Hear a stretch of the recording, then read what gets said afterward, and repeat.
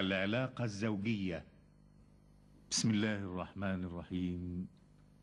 نساؤكم حرث لكم فأتوا حرثكم أنى شئتم وقدموا لأنفسكم واتقوا الله واعلموا أنكم ملاقوه وبشر المؤمنين.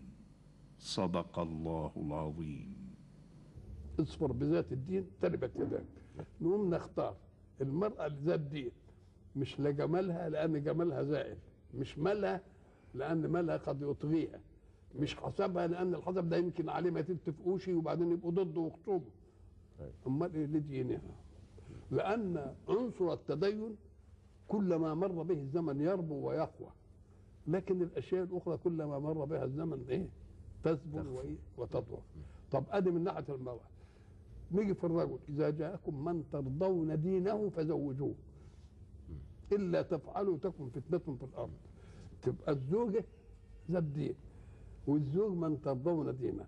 لما إذا أدي اللبنة، فإذا كان الزوج ذات دين والمرأة ذات دين يبقى تضمن إن سلوكهم مع بعض هيبقى كويس، ويبقى سلوكهم مع من ينجبون يبقى كويس. أدي أول حاجة في خدمة الله. إذا كان الاثنين ذات دين يبقى الراجل مش هيعمل شيء والمرأة تعمل، يلتقوا على الخير. مش ده له شيء وده شيء وده يدي مثل وده ويا بعض. والطفولة نعرف ان احنا ما بنوديش الولد يتعلم الا في سن 6. هو الولد يتعلم، ده الولد بيتعلم بمجرد ما جوارحه توجد عينه وودنه وحواسه كلها بتتربى، ويفهم وهو صغير، ويفهم بالحال قبل المقال. يعني هو قام يشرب من القله ليه؟ ما حدش خاطبه بخطاب يفهمه يقول له اشرب من القله، انما هو شاف والد لما يقوم يشرب من القله فعرف انه يشرب، وعرف انه بياكل، وعرف انه يشرب، وعرف انه لما ابوه يروح دورة الميه، فعرف قبل ان يفهم المقال علم بالحال. فتبقى التربيه بالحال قبل المقال. الولد لما بيشوف ابوه وامه متدينين ساعه ما ادان الاذان جه قاموا يصلوا، ساعه ما بيسمع هو الاذان يروح جايب المصليه وفاردها وواقف برضه وياهم. اذا يعني ربي بالحال قبل الايه؟ قبل المقال. واياك ان يختلف قولك عن عملك. ده اللي بيفسد التربيه كده.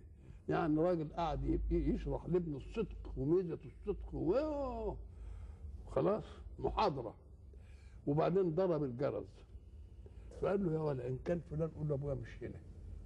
او هدم كل اللي قالوا له: يا ابن الكلب لكم كلام ينقال ولكم فعل ينفعل. دي الثقه بتاعته تضعف ابوه. فسدت التربيه. فلو احنا عملنا كده المجتمع كله يبقى سليم، ولا تبقاش البدع اللي انت بتقول عليها انتشرت دي. لان بقى التربيه الاسلاميه 7 نربي، و7 نأدب، و7 نصاحب. نربي يعني ايه؟ نربي يعني نوجهه الى الخير، ونغلط نصحح له بدون عقوبه. لا يا احنا مش قلنا كده. ادي التربيه. الادب انا وديته الاصول. لما يجي يقول له: انا مش قابل سبق قلت لك كذا كذا كذا. وبعدين 7 بقى الثالثه هي دي بقى اللي فيها الخطوره، لان جد في نفس الواحد والوحده شيء ما كانش موجود، اللي هي المراهقه والغريزه. فالغريزه هتخليه يعمل كده نقول له بقى: قلل تواجده مع نفسه اولا، وقلل تواجده مع قرناء السوء. كل تعالى اقرا لي الجرايد، تعالى زور لما نروح نزور فلان، تعال تل وقتك كده. ان مرت ال7 بهذا الشكل لا يفسد واحد بعد 21 سنه ابدا. ولذلك قال: ربه 7 وأدبه 7 وصاحبه 7 ثم اترك حبله على غريب. ما عادش يحصل منه ايه. احنا ما بنعملش كده. بسم الله الرحمن الرحيم.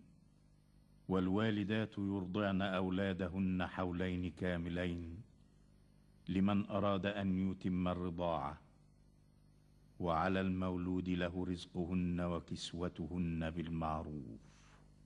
صدق الله العظيم. واجب النفقة على الأولاد. الكلام في مهمة المرأة مع الولد الطفل ومهمة الرجل. مهمة المرأة أن تحمله أولا، ثم تتعهده في الرضاعة بحضانته حتى يستغني بنفسه. هي في العملية دي مين بقى يقوم بالمصاريف دي والنفقة؟ المولود لا، يعني الأب. يبقى إذن المرأة لها مهمة في بيتها، حملت ووضعت وربت، والوالد هو اللي بيكدح بره في السوق يجيب لهم بقى الرزق والكسوة ومش عارف ايه بالمعروف، يعني لا هو مقتر ولا هو مسرف. بسم الله الرحمن الرحيم. الرجال قوامون على النساء بما فضل الله بعضهم على بعض وبما أنفقوا من أموالهم، فالصالحات قانتات حافظات للغيب بما حفظ الله، واللاتي تخافون نشوزهن فعظوهن واهجروهن في المضاجع واضربوهن، فإن أطعنكم فلا تبغوا عليهن سبيلا، إن الله كان عليا كبيرا. صدق الله العظيم. الرجال ده صنف الذكور والإناث صنف الأنوثة. خلاص، مهمة الرجل إيه ومهمة المرأة إيه؟ حددها الله في أول آية نزلت أيام آدم. فلما يجي يقول لك الذكر والأنثى ضروري لعمارة الكون، وعمل لهم نظام عشان يلتقوا على صلاح وعلى وضوح، يعني بدون تلصص.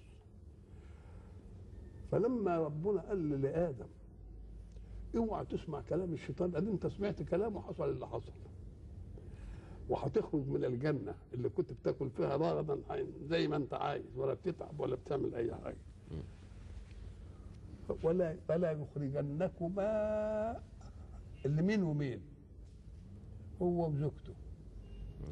كان الاصول يقول فتشقيا تتعبوا، انما هو قال فتشقى بس. كأن المرأة ربنا نجاها من الشقى وخلى الشقى في حركة الحياة وكدحها لمين؟ للرجل، وهي تفضل ست بيت زي ما بيقولوا، تدير له ماله وتربي له عياله ومش عارف ايه. ومن الذي يقوم بحركة الحياة والمعيشة؟ الرجل. فالرجل هو الذي قوام على المرأة، يعني يقوم على مصالحها. احنا بنفهم انه قوام يعني ايه؟ افضل. لا، ده قوام يريحها بأنه هو يشقى في أسباب الحياة، وهي تبقى في البيت، لأنها هتحضن أطفال وهتبقى تحمل وبعدين تضع وبعدين تحضن أطفال وبعدين تدبر له ماله وبعدين تهيئ له المسائل الصالحة، بحيث إذا جاء يبقى معنى قوامون قائم على أمره.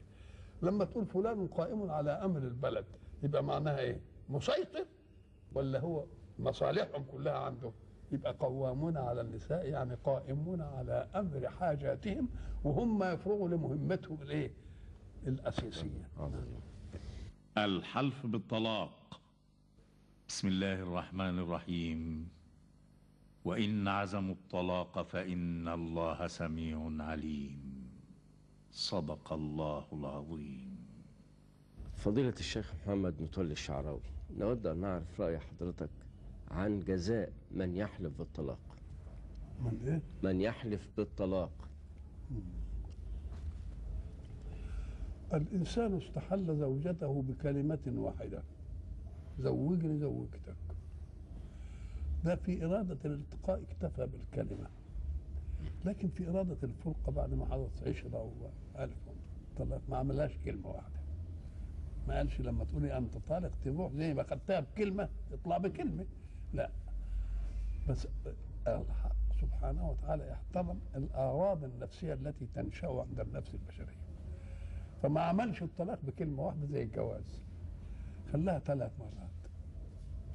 طلاق مرتان فإمساك بمعروف أو تسريح بإحسان، لأنه لما يطلق وبعدين يراجع نفسه مش عارف إيه يرجع تاني، يطلق مرة ثانية يرجع تاني، بقى نطلق ثالثة وبقت شغلانة بقى، نقول له لا بقى خلاص حتى تنكح زوجا غيره. ده كسر لأنفه وغيرته. نشوفها كان عايزها بقى يستنى لما تتجوز واحد تاني ويتمتع بها كده اهو، وبعدين يطلقها طلاق طبيعي، مش يستعمل محلل، لا يطلقها طلاق طبيعي. فإذا عرف الإنسان كذلك يوم يتريث بقى وإيه ويحافظ على كلمة أبغض. ولذلك كان أبغض الحلال عند الله الطلاق.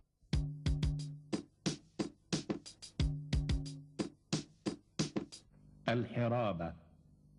بسم الله الرحمن الرحيم. إنما جزاء الذين يحاربون الله ورسوله ويسعون في الأرض فسادا أن يقتلوا أو يصلبوا أو تقطع أيديهم وأرجلهم من خلاف أو ينفوا من الأرض، ذلك لهم خزي في الدنيا ولهم في الآخرة عذاب عظيم. صدق الله العظيم.